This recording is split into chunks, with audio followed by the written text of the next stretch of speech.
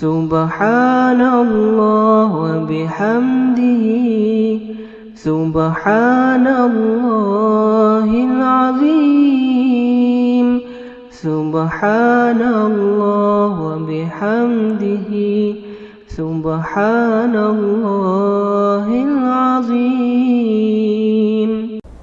ان الحمد للہ والصلاة والسلام علی رسول اللہ۔ اعوذ باللہ من الشیطان الرجیم، بسم اللہ الرحمن الرحیم۔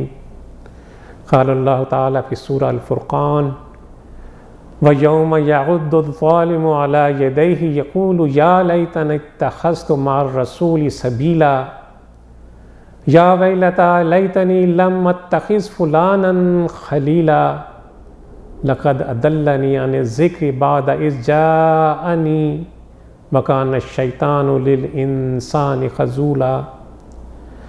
اور اس دن ظالم شخص اپنے ہاتھوں کو چبا چبا کر کہے گا کہ ہائے کاش میں نے رسول صلی اللہ علیہ وسلم کی راہ کو اختیار کیا ہوتا، ہائے افسوس کاش کہ میں نے فلاں کو دوست نہ بنایا ہوتا، اس نے تو مجھے گمراہ کر کے رکھ دیا، یہ جب کہ نصیحت میرے پاس آن پہنچی تھی۔ اور جان لو شیطان تو انسان کو عین وقت پر دغا دینے والا ہے۔ ناظرین کرام، نفس میں خرابی کا چوتھا بڑا سبب برا ماحول ہے۔ دنیا کی زندگی میں اچھے لوگوں کی صحبت کو اختیار کیا جائے تو آخرت میں بھی انجام بخیر ہوگا۔ اچھی اور بری صحبت انسان پر براہ راست اثر انداز ہوتی ہے۔ ابو ہریرہ رضی اللہ تعالیٰ عنہ بیان کرتے ہیں، رسول اللہ صلی اللہ علیہ وسلم نے فرمایا کہ ہر بچہ دین فطرت پر پیدا ہوتا ہے اور پھر اس کے والدین اس کو یہودی بنا لیتے ہیں یا عیسائی بنا لیتے ہیں۔ اس فرمان مبارکہ سے دو باتوں کا پتہ چلتا ہے کہ ہر شخص جو اس دنیا میں آتا ہے وہ اللہ کی بنائی ہوئی فطرت پر پیدا ہوتا ہے، اور دوسری بات کہ ماحول ہے جو انسان کو اپنے رنگ میں رنگ لیتا ہے۔ بچہ جس ماحول میں پلتا ہے بڑھتا ہے اسی ماحول کو اپنا لیتا ہے۔ معاشرت کے بغیر، لوگوں سے ملے جلے بغیر انسانی زندگی کا کوئی جامع تصور نہیں ہے۔ ہمیں لازماً دوسروں کے ساتھ مل جل کر زندگی کو بسر کرنا ہے۔ اور اب ٹیلی کمیونیکیشنز کی ترقی نے تو سب فاصلوں کو ختم کر کے سب کو ایک دوسرے کے قریب لا کھڑا کیا ہے۔ جس طرح گھرانے کے ایک فرد کے افعال سے پورے گھرانے کے افراد متاثر ہوتے ہیں، اسی طرح دنیا کے ایک کونے میں جو کچھ ہو رہا ہو وہ برق رفتاری سے دنیا کے باقی کونوں میں پہنچ جاتا ہے اور پھر باقی دنیا اس کے اثرات کو محسوس کرتی ہے۔ آج کی نشست میں بالخصوص میں آپ کی توجہ جس ماحول کی طرف دلانا چاہتا ہوں جو تزکیہ کی راہ میں بہت بڑی رکاوٹ ہے، وہ ہے آپ کے احباب اور ملنے جلنے والے لوگوں کا حلقہ۔ یہ حلقے خود سے نہیں بنا کرتے بلکہ انسان خود سے ان کو ارادتاً چنتا ہے، ارادتاً بناتا ہے۔ بس ہمارے لیے ضروری ہے کہ ہم اپنے لیے نیک لوگوں کا حلقہ چنیں، نیک لوگوں کی صحبت اختیار کریں اور بروں کی ہم نشینی سے بچیں۔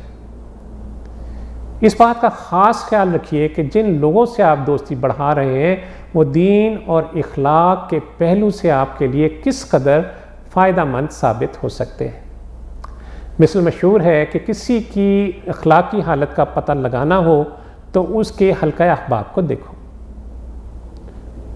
نبی صلی اللہ علیہ وسلم کا ارشاد پاک ہے: الرجل علی دین خلیلہ فلینظر احدکم من یخالل، کہ آدمی اپنے دوست کے دین پر ہوتا ہے، اس لیے ہر آدمی کو غور کر لینا چاہیے کہ وہ کس سے دوستی کر رہا ہے۔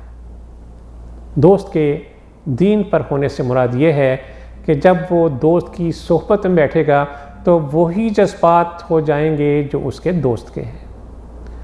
پسند اور ناپسند کا معیار وہی بن جائے گا جو دوست کے پسند اور ناپسند کا معیار ہے۔ لہٰذا دوست احباب کے انتخاب میں خیال رکھا جائے کہ اچھے ذوق کا، اچھے رجحانات کا، اچھے میلانات کے شخص سے دوستی کی جائے۔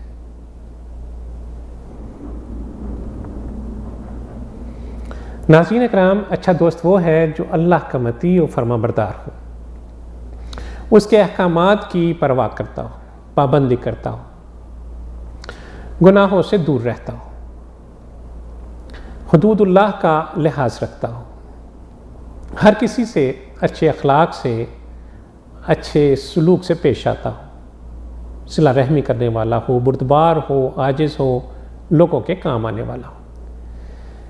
اس کے برعکس برا شخص وہ ہے جو اللہ کا اور اس کے رسول کا باغی ہو، فرائض میں کوتاہی کرتا ہو، سنتوں سے نظر چراتا ہو، گناہوں پہ دلیر ہو جاتا ہو، جرأت کرنے والا ہو، حدود اللہ کو پامال کرنے سے گریز نہ کرتا ہو،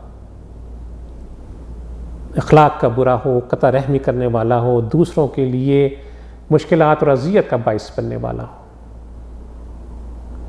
رسول اللہ صلی اللہ علیہ وسلم نے اچھے اور برے دوست کو ایک بڑی خوبصورت اور بڑی بلیغ تمثیل سے سمجھایا۔ رسول اللہ صلی اللہ علیہ وسلم نے فرمایا کہ اچھے اور برے دوست کی مثال مشک بیچنے والے اور بھٹی تھونکنے والے لوہار کی مانند ہے۔ فرمایا کہ مشک بیچنے والے سے تم کو کچھ فائدہ ضرور پہنچے گا، یا تو تم اس سے مشک خریدو گے یا پھر اس سے مشک کی خوشبو ضرور تمہاری ناک میں پہنچے گی۔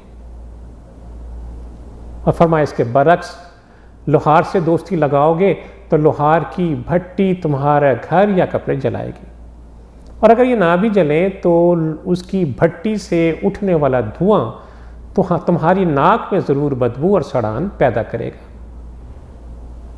ناظرین کرام، آج یہ سیریز اپنے اختتام کو پہنچتی ہے۔ خرابی نفس کے 4 بڑے اسباب میں نے آپ سے عرض کیے، ان پر غور و فکر کیجئے، ان کو دور کرنے کی بھرپور کوشش کیجئے۔ انشاءاللہ آپ میں فلاح یاب مومنین کی یہ خوبی کہ والذین هم للزکاۃ فاعلون انشاءاللہ آپ میں بھی پیدا ہو جائے گی۔ یہ وہ آیت مبارکہ ہے سورہ مومنون کی جس سے ہم نے اس سیریز کا آغاز کیا تھا۔ نفس کی جب یہ 4 خرابیاں انشاءاللہ دور ہو جائیں گی تب ہم انشاءاللہ تزکیہ نفس کی جد و جہد میں مزید آگے بڑھیں گے، اپنے نفس کا محاسبہ کریں گے، اس میں جو موجود نقائص ہیں ان کو دور کرنے کی کوشش کریں گے اور اللہ کی استعانت طلب کریں گے۔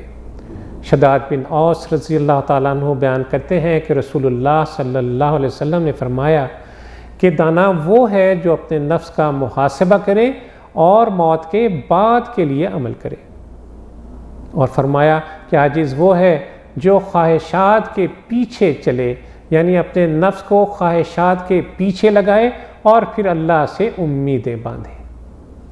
روزانہ سونے سے پہلے اپنے نفس کے محاسبے کی عادت ڈالیے۔ روزانہ اپنے آپ سے 5 سوالات ضرور کیجیے کہ عمر کن کاموں میں گزر رہی ہے، جوانی کن کاموں میں، کن اشغال میں گزر رہی ہے یا گزر چکی ہے، مال کن طریقوں سے کمایا جا رہا ہے اور مال کو کن مصارف میں خرچ کیا جا رہا ہے، اور آخری بات کہ جو علم حاصل ہوا اس پر کہاں تک عمل ہو رہا ہے۔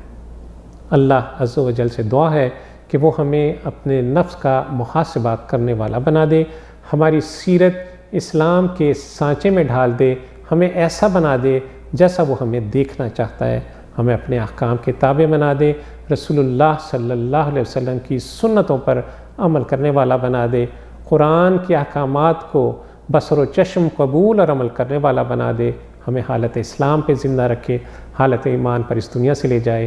وصلی اللہ تعالیٰ علی خیر خلقہ محمد وعلی آلہ وصحبہ وسلم۔ اللہم صلی علی سیدنا محمد وعلی آلہ وصحبہ وسلم۔